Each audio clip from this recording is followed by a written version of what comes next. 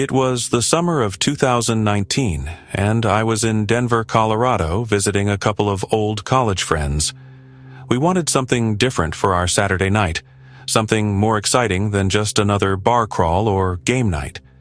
That's when one of them, Jake, suggested we try out this underground escape room called Lockwood Puzzle Co.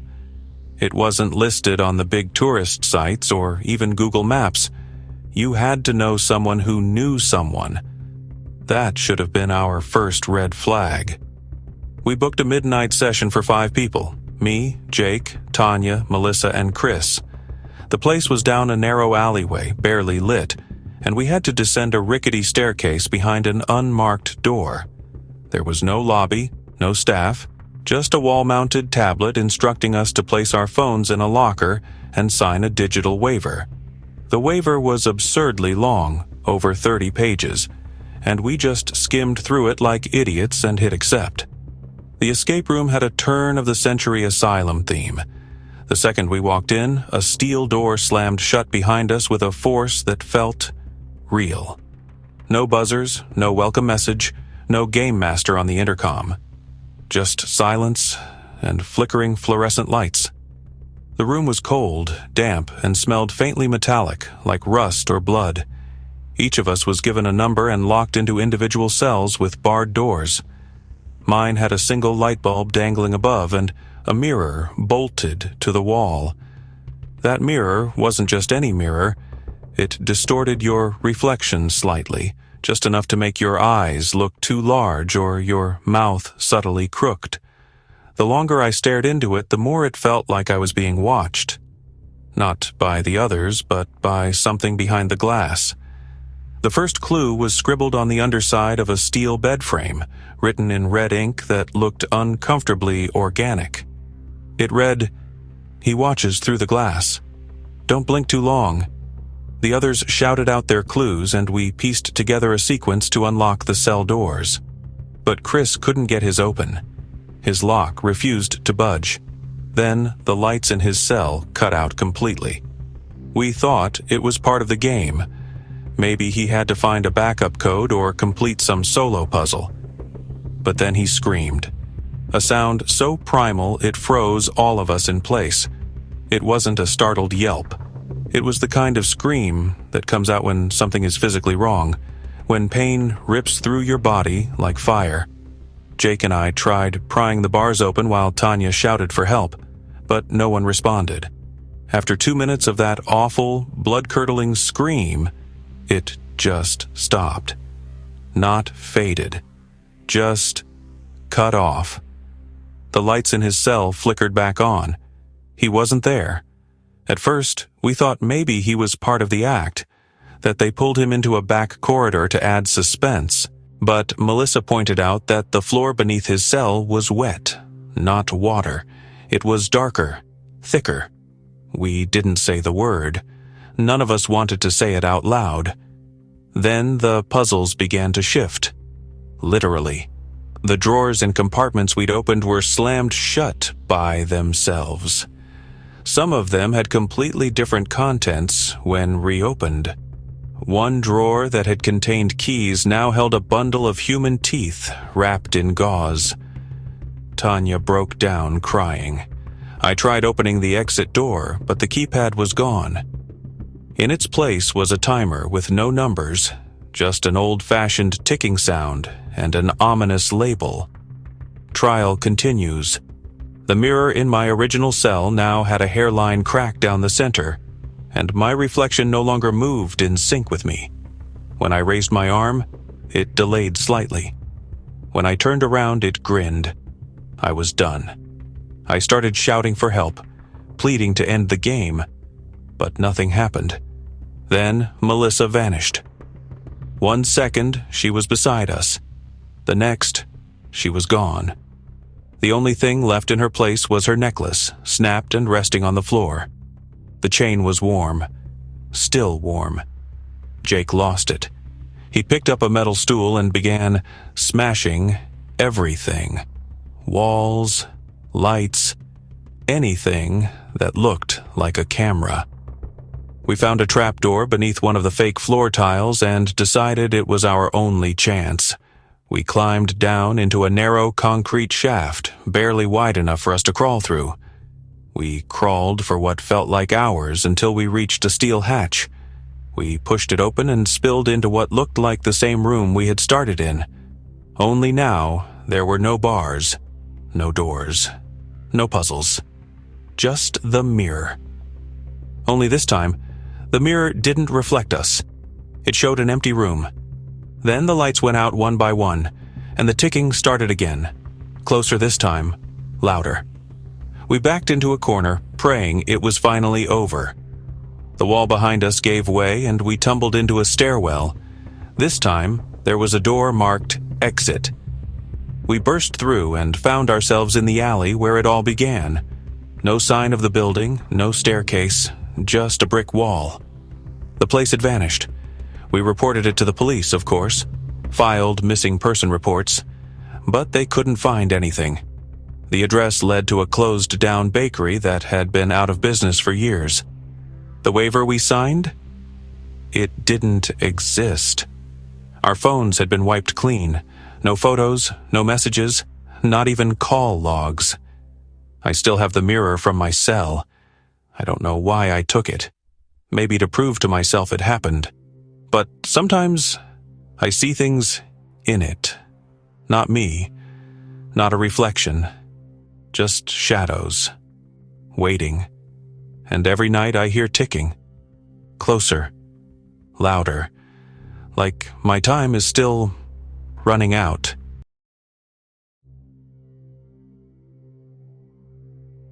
It was October 2021 when I signed up for what was advertised as the most immersive escape room in Oregon, tucked behind a warehouse district in Salem. The website had barely any reviews, just vague phrases like, "You'll never forget the feeling," and "not for the faint of heart." I figured that was just marketing. I was wrong. I went with my roommate Aaron and his girlfriend Cassie. We were escape room junkies and had done everything from pirate ship puzzles to Egyptian tomb replicas. But this one had no theme listed, just a title. The Experience. When we pulled up, the building didn't even have a sign, just a heavy iron door and a keypad. A woman let us in, silent, wearing a red velvet cloak and a blank white mask. No welcome, no briefing, just a small nod and a gesture toward the hallway. The first room was empty, like literally blank. Concrete floors, gray walls, a single light bulb hanging low enough to make you duck. No visible clues. Aaron tapped the walls. Cassie looked for seams or hidden locks. Nothing. Until the light flickered 3 times. Then a door appeared. Not slid open, appeared. Like it had always been there, but our eyes hadn't registered it. I thought it was a trick of lighting, projection maybe. We went through. The next room looked like an old dining room from the 1800s. Decaying wallpaper, a long wooden table with tarnished silverware, half-melted candles, and a grandfather clock ticking softly. There was a mirror on the far wall covered with a cloth. Cassie reached for it, and both Aaron and I instinctively said no. There was something off about it. Something in the air that changed the moment she touched the cloth. It felt like gravity tilted a little. She stopped, thankfully, and we focused on finding the clue. The only object that moved was the clock. We set the hands to match the number of candles on the table, and another door creaked open. No noise except that creak and the faint ticking that didn't stop, even after we left the room. The third room was a hallway. Just a hallway. Only it bent in a way that didn't make spatial sense. It turned sharply left, then looped right, then dropped 3 steps down. But when we turned around, there were no steps behind us. It was straight. Aaron whispered that he felt like we weren't in a building anymore. Like the structure had changed, not metaphorically, physically. Cassie clutched my arm so tight her nails left marks. The air smelled like damp leaves and metal, and the ticking. Now, it was behind us, getting faster. We started running. The hallway ended in a locked wooden door. No knob, no code, just a slot. A thin one. Aaron pulled out his wallet, maybe out of instinct, maybe thinking there was a card. There wasn't. But when he held it near the slot, the door opened. Not for me, not for Cassie, just for him. He walked through, and the door slammed shut. We screamed his name. Nothing. We banged on the wood. Nothing. Cassie began crying, hyperventilating. I started pacing, looking for any seam or opening. Then the mirror appeared again. Same one from the dining room. Only this time, there was no cloth. It was mounted on the opposite wall, and in it, I saw Aaron. Not standing, in a room. Lying on the floor, eyes open, unmoving, blood pooling from somewhere under him. But there was no visible wound. Cassie didn't see it. She just screamed at the mirror until her voice cracked. And when I turned to her, she was gone. I mean that, literally. I turned around, maybe 3 seconds, and the hallway was empty. No door, no walls, just black. Then a screen flickered to life where the mirror had been. It displayed text in red. "Well done. You escape alone." I was frozen, not scared, not yet. Frozen, like my brain had stopped processing and was trying to reboot. Then the screen blinked off and the entire hallway shifted. Like the walls, compressed slightly. Breathing. The ticking stopped, and I was back at the entrance. No sign of Cassie. No Aaron. Just the woman in the red cloak holding the door open. I rushed out, called the cops, explained everything. They found the warehouse. But inside, no rooms, no dining set, no clocks, just a burned-out shell that hadn't had electricity in years. They never found Aaron or Cassie. I kept checking the website. It disappeared a week later. But every October since, a new site pops up with the same tagline: The Experience. Tell me, if a door appeared in front of you, would you walk through it?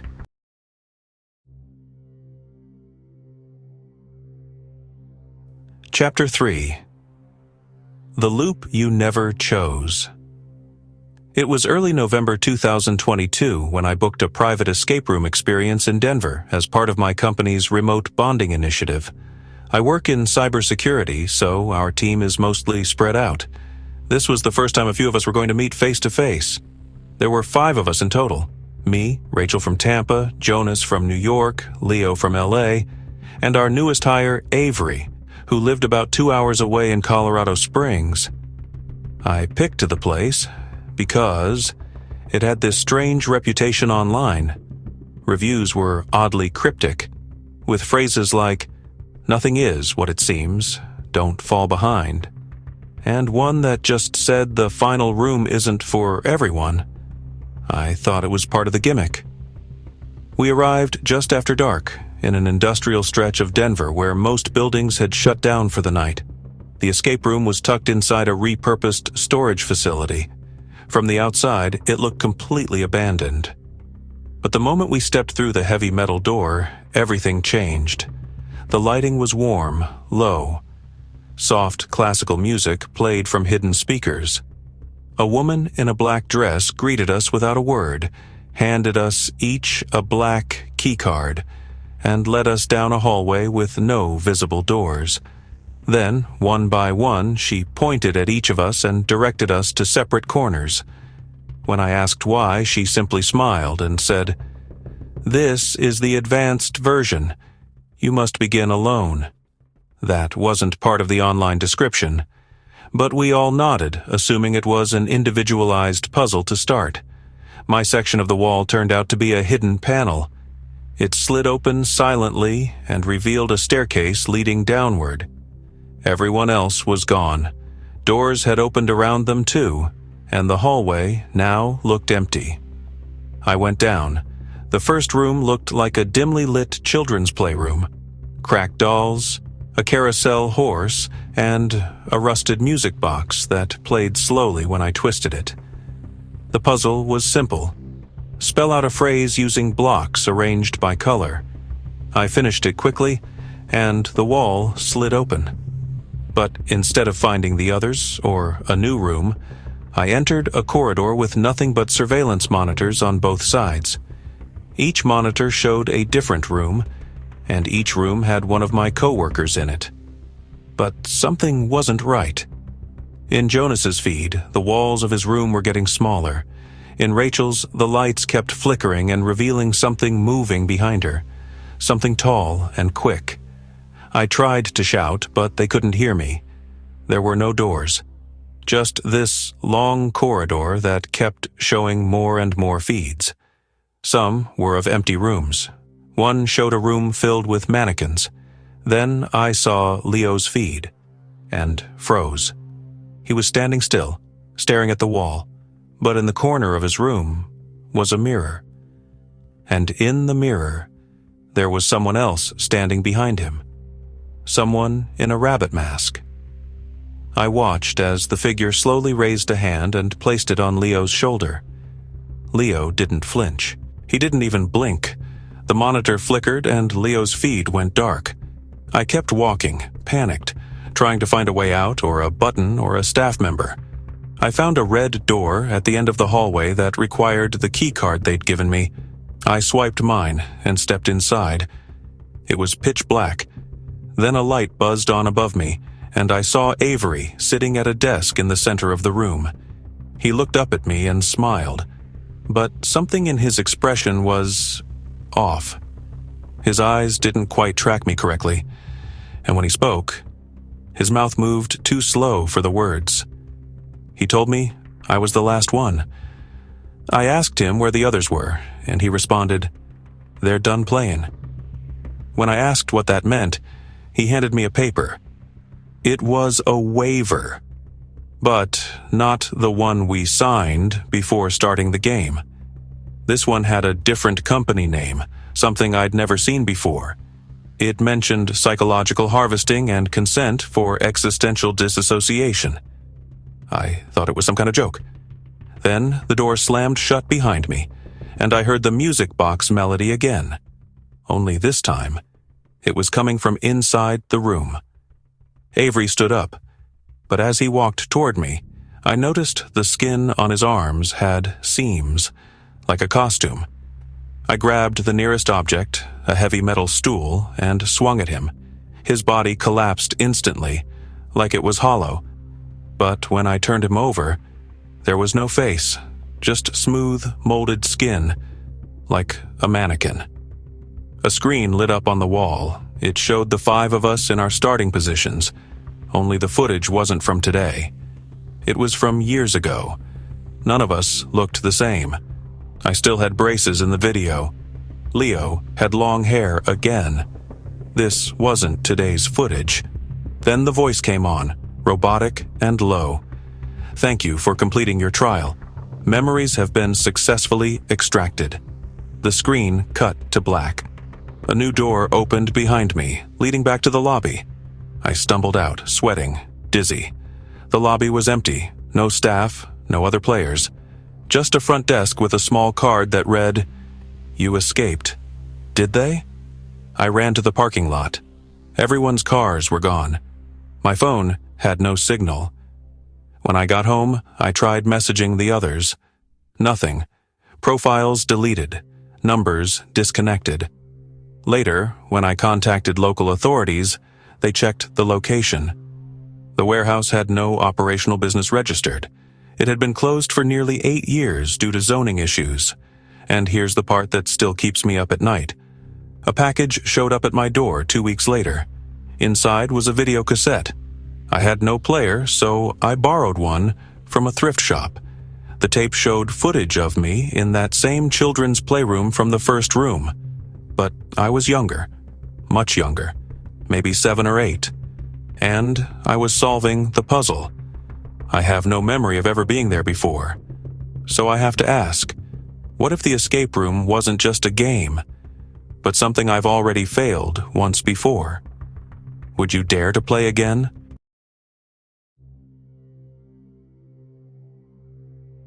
If those stories made your heart race and your spine tingle, imagine what's coming next. Don't forget to like this video, share it with your fellow horror lovers, subscribe to the channel, and hit the bell icon so you never miss a chilling tale. Until next time, stay curious and stay safe.